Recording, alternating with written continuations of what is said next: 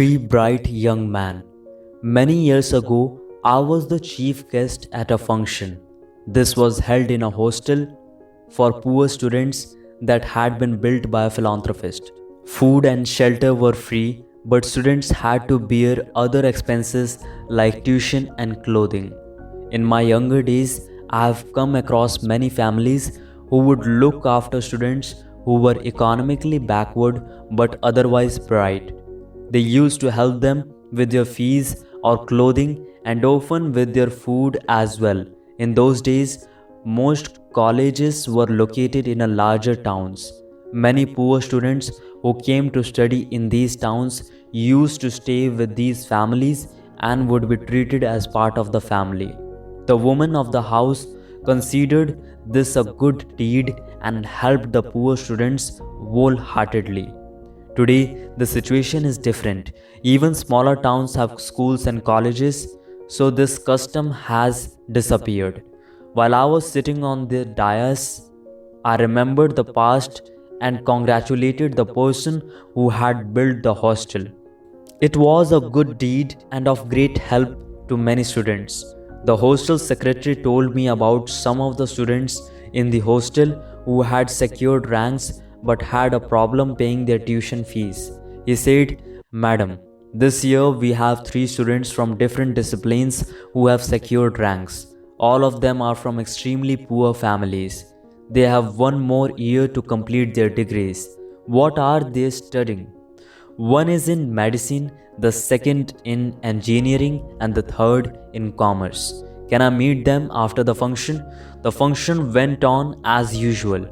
Often, at such functions, too much praise is lavished on the chief guest.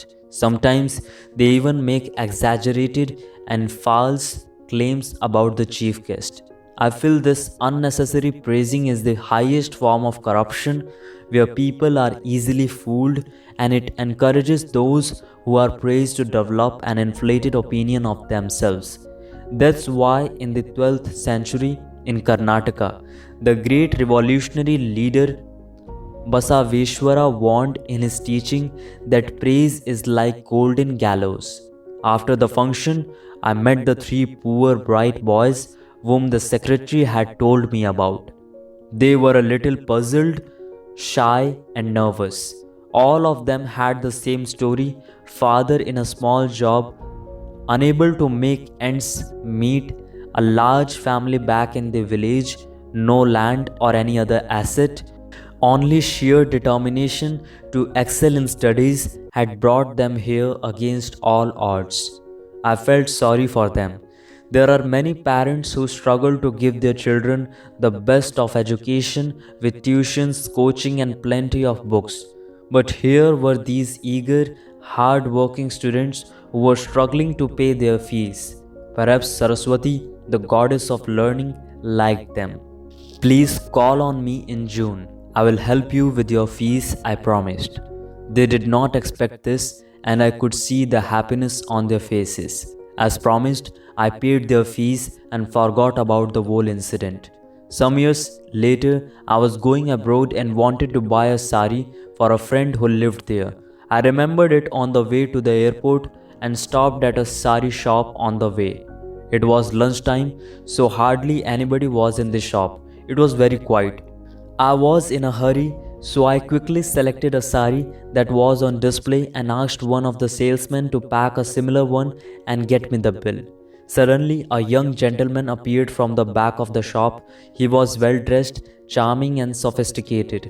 He smiled at me and invited me to sit in his office. I didn't know who he was. I thought he might be one of my ex-students. Many a time I cannot remember their names, particularly if they were in undergraduate classes. I stepped into his office.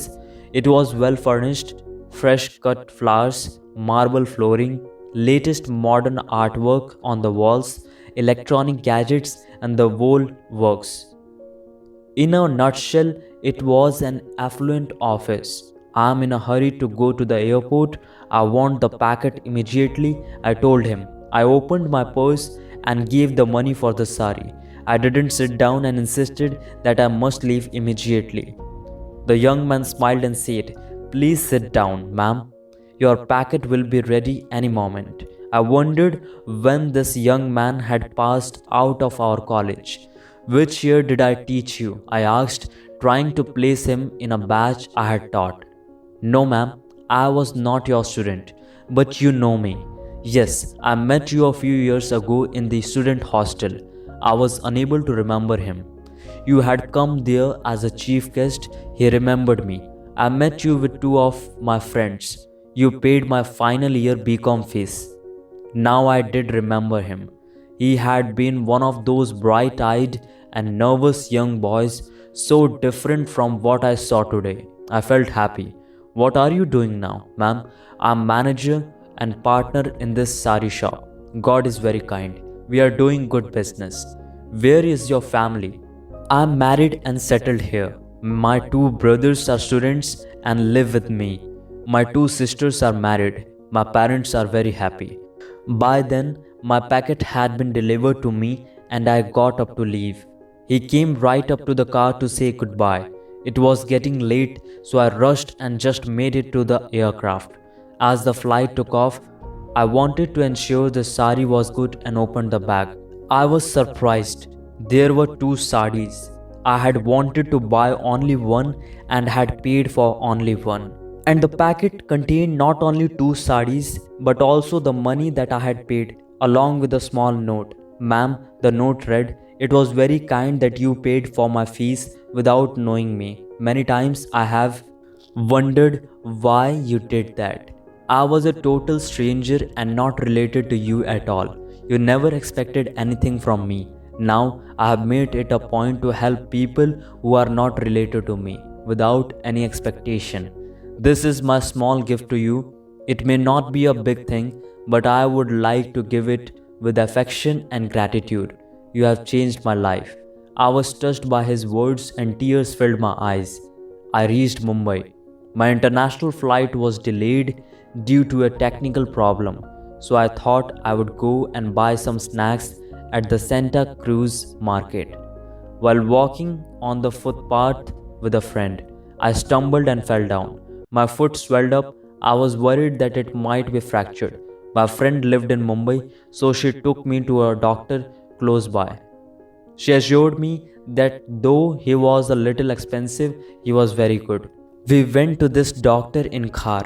The clinic was modern, the receptionist was smart and professional. She asked whether I had an appointment, and when I said no, she asked me to wait. She talked to the doctor and then sent us in.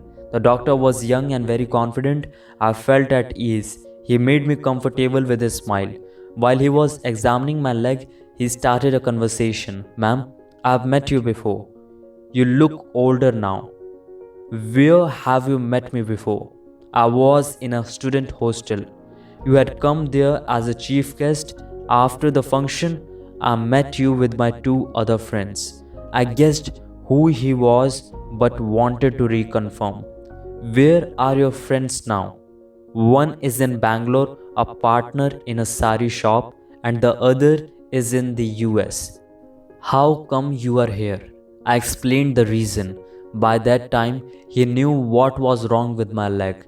"Don't worry, it's not a fracture, just a torn ligament. You'll be alright with medicine." I was happy that this boy was doing well and was also relieved that there was no fracture. While I was about to leave, I asked him, "Are you married?" With the same confident smile, he replied, "Yes, my wife is also a doctor and we have settled here." Then he called the next patient in. When I came out, the telephone on the receptionist desk buzzed. Probably the doctor was talking to the receptionist. Maybe he was telling her not to collect any fees, but I wanted to pay. He had just started a clinic in such a posh area and was also married. I wanted to encourage him. I opened my purse. The receptionist said, "It's rupees 300. Isn't that a bit too much?" I was surprised and my hand was still inside the purse. "No, the doctor himself told me the amount. Yours was not a confirmed appointment." I paid the bill and left. I had helped 3 people at the same time without expecting anything in return, but their attitudes were so different. One person felt grateful for my help and wanted to help others in a similar manner. The other didn't even mention the help he had received from me and felt neither grateful for it nor obliged to me. He treated me exactly as he would have treated a perfect stranger. When people with different ideas face the same situation, they act differently. I have yet to meet the third one who is in US.